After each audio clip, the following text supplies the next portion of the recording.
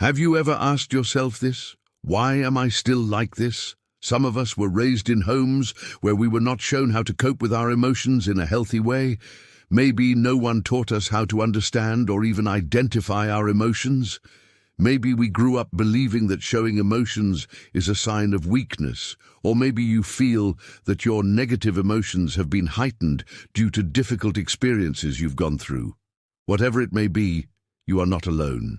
And while it can be painful to acknowledge some of these things about ourselves, if we want to change, we must first become aware of them. So here are 7 things that will stop you from growing as a person. Number 1. You don't know how to sit with discomfort. Most of us don't like feeling uncomfortable, and when we do, we usually try to escape as soon as we can. But learning how to sit with discomfort is an important life skill that will allow you to grow as a person. When you learn how to sit with discomfort, you're better able to experience the full range of human emotions without judgment or escape. You also become more resilient in the face of adversity and better equipped to handle whatever life throws your way. In fact, sitting with discomfort has been linked to improved mental health, increased self-awareness, and better decision-making. So if you want to grow as a person, start by learning how to sit with discomfort. It won't be easy, but it will be worth it. Number 2, you don't believe in seeking help. Not everyone is fortunate enough to grow up in a loving and supportive environment. Some of us have had to face more than our fair share of pain and suffering. As a result, many of us have learned to suppress our emotions, or even view seeking help as a sign of weakness. But the truth is, we all need help from time to time. And by reaching out for help, we are not admitting defeat. We are simply acknowledging that we are human and that we need support. There is no shame in this. In fact, it takes strength and courage to admit when we need help. So if you are struggling, please know that there is no shame in seeking help. Reach out to a trusted friend or family member or seek professional help. There is no right or wrong way to do this. What matters most is that you take care of yourself and get the help you deserve. Number 3, you are still holding on to your past. The past can be a powerful force that shapes who we are today. Our childhood experiences, both positive and negative, have a lasting impact on us and can define our outlook on life. But what happens when we hold on to our past, especially the negative parts of it? When we refuse to let go of our pain, anger, and resentment, we are only hurting ourselves. We are allowing our past to define us rather than allowing ourselves to grow and evolve into the people we want to be. We become stuck in a cycle of negativity that can be difficult to break free from. Letting go of the past is not easy, but it is necessary if we want to move forward in life. It means forgiving ourselves and others for the mistakes that have been made. It means accepting that some things are beyond our control and learning to focus on the present moment. It is not always easy to let go, but the rewards are worth it.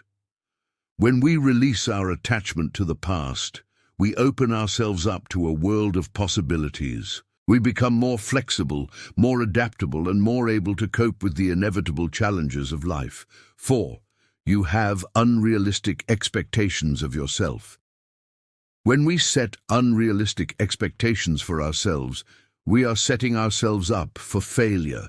This is because when we set unrealistic goals, we are less likely to stick to our plans and more likely to give up when we face setbacks. We also tend to beat ourselves up when we don't meet our own expectations, which can lead to feelings of guilt, shame, and despair. Instead of setting unrealistic expectations, it's important to set realistic and achievable goals. When we set realistic goals, we are more likely to stick to our plans and see them through to completion. We are also more likely to be proud of ourselves when we achieve our goals, no matter how small they may seem. There are many benefits to setting realistic expectations for ourselves. When we do, we are more likely to succeed in our goals. We are also more likely to be happy and fulfilled. So if you want to improve your chances of success and happiness, start by setting realistic expectations for yourself. Number 5. You don't know how to process your emotions. Many of us were not taught how to process our emotions in a healthy way. As a result, we may find ourselves overwhelmed by our feelings, lashing out at others, or shutting down completely when we are feeling vulnerable.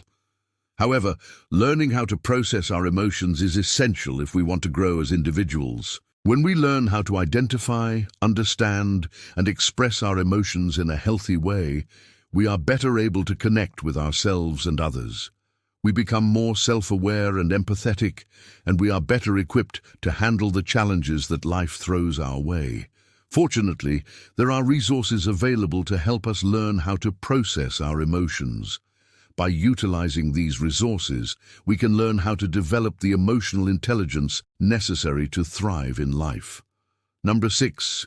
You don't take care of yourself. When we don't take care of ourselves, we are essentially sending the message that we don't value our own well-being. This can manifest in a number of ways, such as neglecting our physical health by not eating well or exercising regularly, or by ignoring our emotional needs and failing to seek help when we need it. Additionally, not taking care of ourselves can also mean not taking the time to relax and recharge, so that we are constantly feeling burned out and overwhelmed. When we don't take care of ourselves, we are less likely to be able to grow as individuals. We become stuck in a cycle of negativity and self-destructive behavior. Taking care of ourselves is essential if we want to be able to function at our best and reach our full potential. When we take the time to invest in our own well-being, we are better able to handle the challenges that life throws our way. We become more resilient, more optimistic, and better equipped to make positive changes in our lives. And number 7, you don't believe in yourself. Not believing in ourselves is a self-fulfilling prophecy.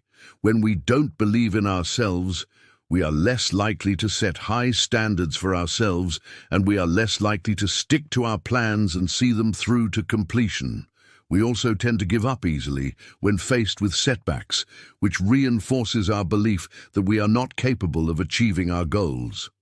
Fortunately, there are things we can do to start believing in ourselves again. One of the best places to start is by setting small, achievable goals for ourselves and celebrating our successes along the way. As we begin to see that we are capable of achieving our goals, we will start to believe in ourselves again. We will be more likely to take risks, pursue our dreams, and live life on our own terms. There is no one-size-fits-all answer when it comes to personal growth and development. What works for one person may not work for another. However, the tips above can help you get started on your journey towards becoming the best version of yourself. Remember that change takes time and effort, but the rewards are worth it. If you are willing to put in the work, you can create a life that you are proud of. So don't wait any longer. Start today and see where your journey takes you. Thank you for watching. If you enjoyed this video, please like and share it with your friends. And if you have any thoughts or ideas, please leave them in the comment section below.